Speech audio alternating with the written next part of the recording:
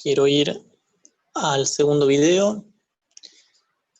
En este video de lo que quiero hablar es del proceso de transducción, pero antes quiero decir una cosita muy cortita, que es la siguiente, que es lo que hace que la membrana basilar tenga la capacidad de descomponer las frecuencias del sonido en un código de lugar, o sea, en un código que según qué zona de la membrana basilar oscila, me da información acerca de cuál es la frecuencia o las frecuencias que tiene el estímulo, lo que se conoce como código tonotópico.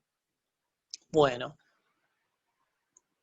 uno de los aspectos más importantes es la variación que tiene la membrana basilar en sus características mecánicas a lo largo de toda la cóclea.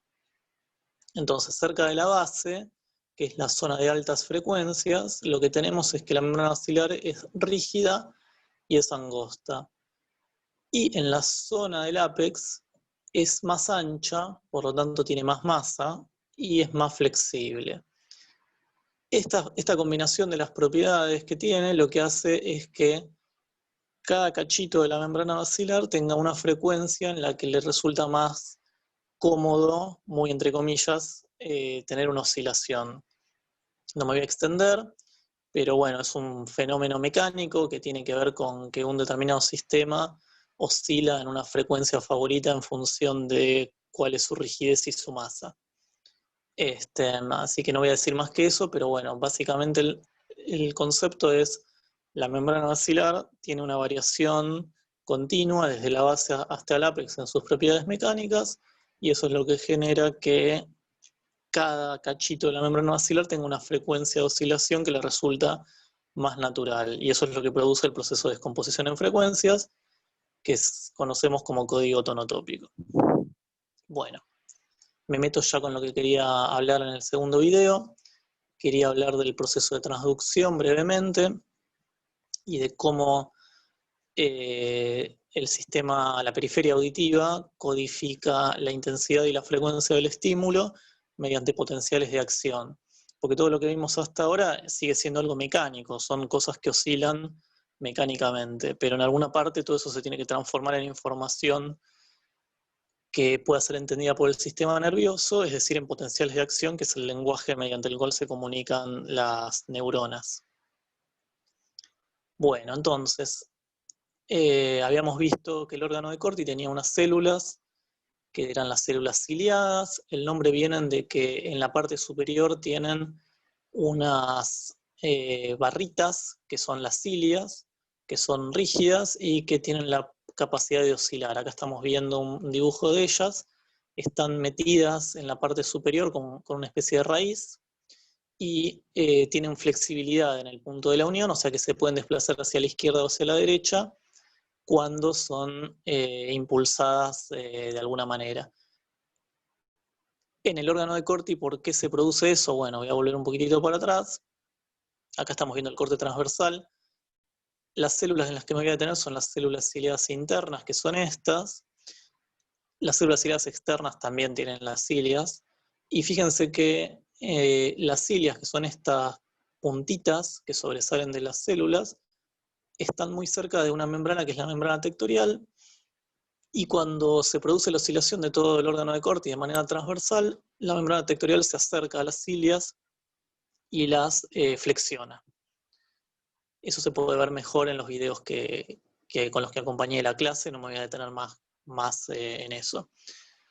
Entonces, lo que habíamos visto es que al flexionarse, acá hay una ilustración de cómo es la flexión, en este caso están flexionadas hacia la derecha, acá flexionadas hacia la izquierda, mejor dicho, están flexionadas hacia el lado de la cilia más larga y acá hacia el lado de la más corta. Cuando esto se produce, las cilias tienen canales iónicos de potasio que se abren en función de cómo es el movimiento, si está inclinado hacia un lado o hacia el otro. Entonces, cuando tenemos un movimiento hacia el lado de la cilia más larga, estos canales se abren. Esto se produce porque las cilias están unidas mediante unas ligaduras que son elásticas y que producen la apertura mecánica de estos canales iónicos, y lo que se produce es que ingresa potasio en la célula ciliada. Y eso lo que produce es que el potencial de membrana de la célula se depolarice. Por lo tanto, lo que tenemos es un proceso en el cual la oscilación mecánica, que es un movimiento primero un movimiento en el aire, después en los huesecillos del oído medio, en el fluido coclear, en la membrana basilar y en las cilias, se transforman todas esas señales que son mecánicas en una señal eléctrica, que es el potencial de membrana, que va a sufrir una oscilación que va a seguir la oscilación del sonido. Entonces por eso hablamos de mecanotransducción. Tenemos la conversión de una señal mecánica, que es una oscilación de algo que se está moviendo en el espacio, que en este caso son las cilias, en una variación periódica de una señal eléctrica, que es el potencial de membrana de la célula ciliada interna.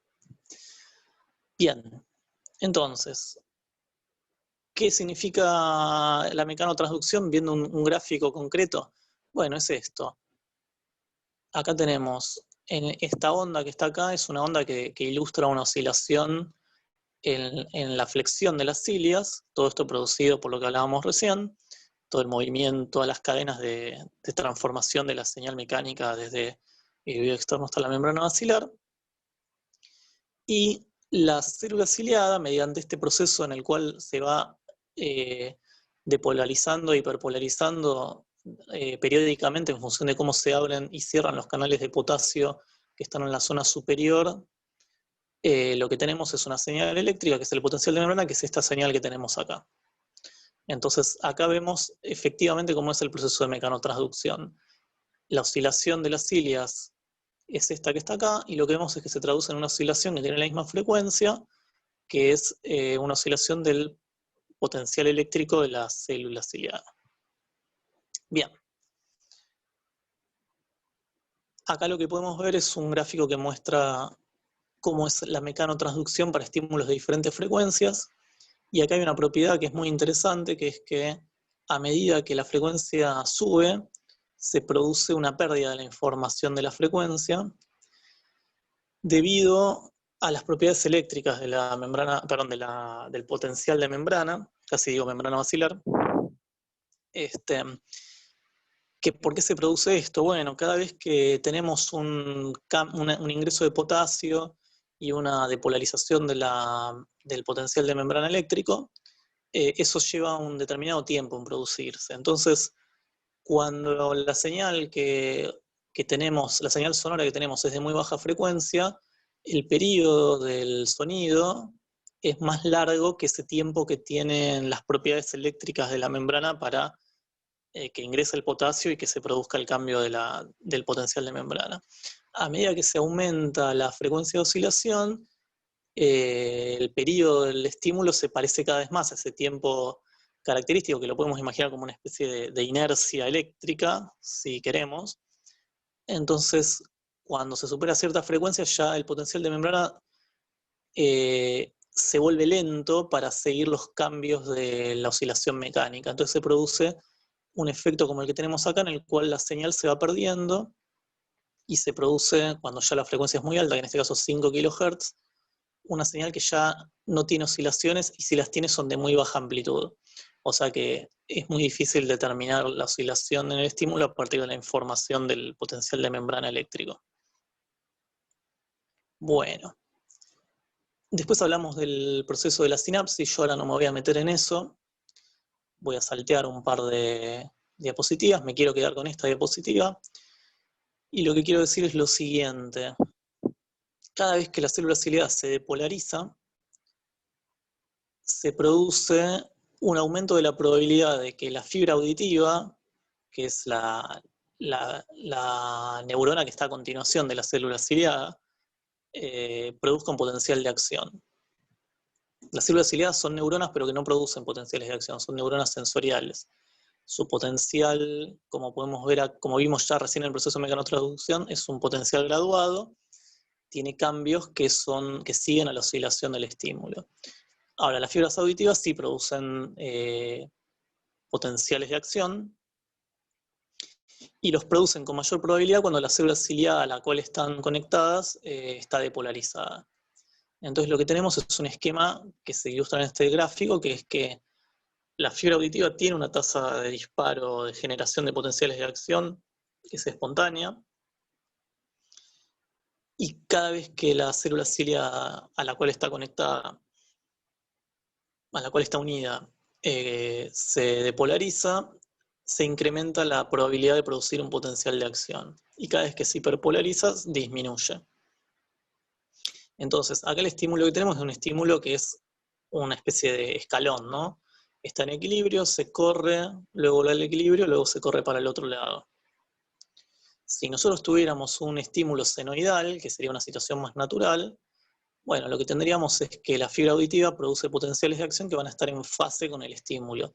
¿Qué significa que están en fase? Bueno, que coinciden con un determinado ciclo del estímulo, que es el ciclo en el cual se polariza la membrana basilar, perdón, la célula ciliada.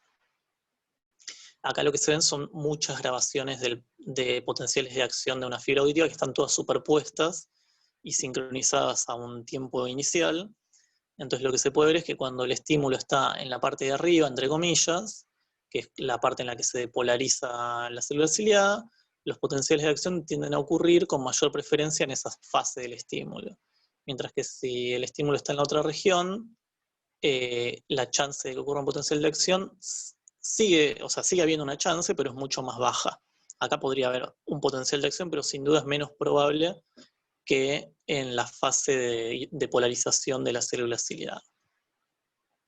Entonces, para redondear el concepto, ¿cómo se codifica la intensidad y la frecuencia del estímulo, que son desde el punto de vista físico los dos atributos más importantes quizás que uno puede pensar a la hora de interpretar una señal auditiva?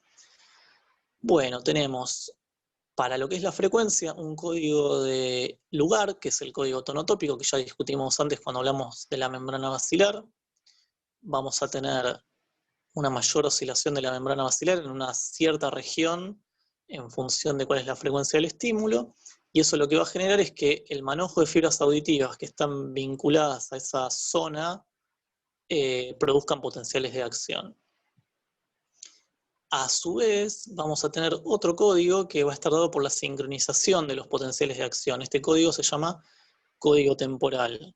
¿Qué significa esto? Que si yo tomo un manojo de fibras auditivas, en este caso están ilustradas 6 fibras auditivas, yo lo que voy a ver es que si las analizo todas en conjunto, cada una de ellas tiene la chance de generar un potencial de acción en fase con el estímulo, pero esta chance tiene una limitación, porque cuando el estímulo es de muy alta frecuencia, las fibras auditivas no son capaces de generar un potencial de acción en cada fase de ese estímulo.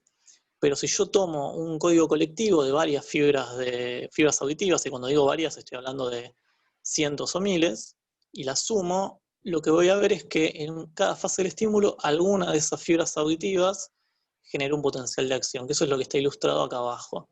Esta línea de acá abajo lo que muestra son los potenciales de acción sumados de cada una de las fibras auditivas que están ilustradas arriba. Entonces también tenemos un código para la frecuencia del estímulo que está dado por la sincronización de las fibras auditivas. Es decir, uno acá se tiene que imaginar como que todas las fibras auditivas generan un potencial de acción al compás, entre comillas, del estímulo auditivo. O sea, nos lo podemos imaginar como si hubiera 1000 personas y cada tanto tiempo, cada un tiempo fijo, 100 de esas personas aplauden.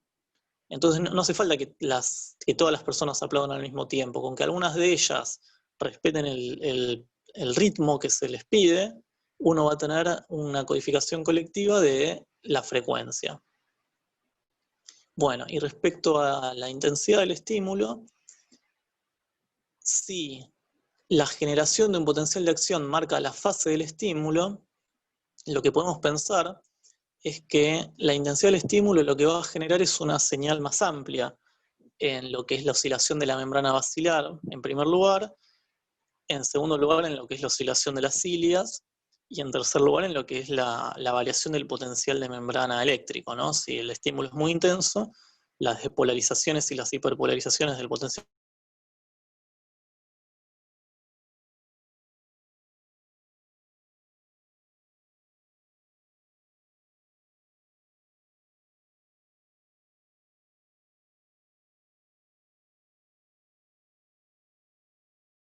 Hola. Bueno, ahí volvió el audio, perdón por el contratiempo. Lo que decía es que si el estímulo es más intenso, la depolarización de la célula ciliada va a ser mayor, por lo tanto, en cada fase del estímulo yo voy a tener mayores chances de generar un potencial de acción. Colectivamente, esto lo tenemos que interpretar. Entonces, en este gráfico que está acá, por ejemplo, en cada fase del estímulo hay 3 fibras auditivas que generan potenciales de acción. Yo, si miro el gráfico de abajo, tengo en cada fase 3. Acá hay un potencial de acción que quedó colgado porque está desfasado, puede ocurrir, porque todo esto son procesos aleatorios. Después acá tengo en fase 3 potenciales de acción, 3 potenciales de acción de vuelta en fase, y acá también. Si el estímulo tuviera más intensidad, yo lo que podría tener es que en lugar de 3 fibras auditivas, en este ejemplo, por ahí tengo 4 fibras auditivas que generan potencial de acción en fase. Entonces yo acá tendría 4 potenciales de acción, 4, 4. Esto no tiene por qué ser un número fijo, no puede ser 4 o 5, ¿no? Porque todo tiene una variabilidad estadística, digamos.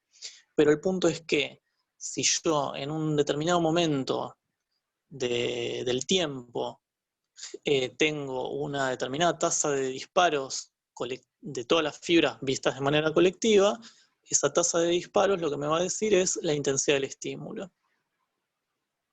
Y si yo miro la sincronización de esos disparos, yo lo que voy a tener ahí es la frecuencia del estímulo. Además de que la frecuencia la voy a poder observar a partir del código tonotópico que ya habíamos discutido antes.